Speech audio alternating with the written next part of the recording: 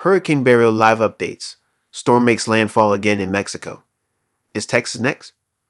Hurricane Beryl laid landfall on Mexico's Yucatan Peninsula on Friday morning after it ripped through Jamaica and the Caribbean earlier this week, leaving 11 dead as southern Texas and the Gulf Coast brace for its arrival this weekend. Beryl weakened to a Category 1 storm as of late Friday morning, according to Mexico's National Meteorological Service. The storm is continuing to weaken as it moves farther inland over the northeastern Yucatan Peninsula, but can slowly regain intensity once it moves over the Gulf of Mexico, according to the National Weather Service. The Yucatan's coastline, stretching from Cancun to Puerto Allen, and the island of Cozumel were under a hurricane warning on Friday morning, according to the National Hurricane Center.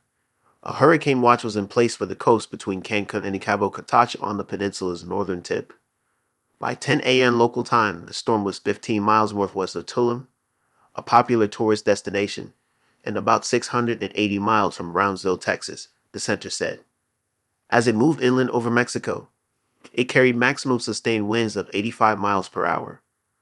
Life-threatening conditions, including hurricane-force winds, a dangerous storm surge, and heavy rainfall, are expected to hit Mexico's top tourist destination as the hurricane reaches land, according to the center. People in the area were advised to shelter in place. The storm could dump up to 10 inches of rain on parts of the Yucatan, increasing the risk of flash flooding, according to the Hurricane Center.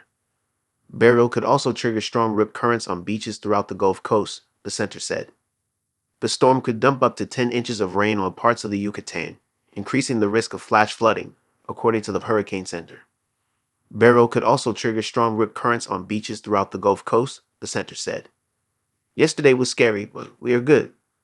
A light rain in Playa del Carmen, Mexico, midday Friday settled Gabi Vasquez's worries about the hurricane's effects. Her car maintenance company put up ads on social media offering to repair houses and property damaged in the storm. As of noon local time, no calls had yet come in. Yesterday was scary, but right now we are good, she said. Vasquez's family, who live in Tulum, also reassured her that they were safe. Their electricity had even stayed on. Internet, I think they don't have it, but it's all good, she said.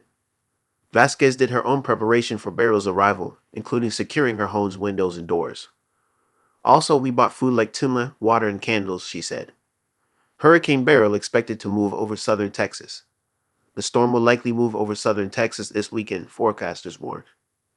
Today and Saturday will be our calm before the storm, the National Weather Service in Corpus Christi wrote in an advisory Friday. The effects of the hurricane are expected to flare up Friday evening, including a high risk of rip currents, the center said.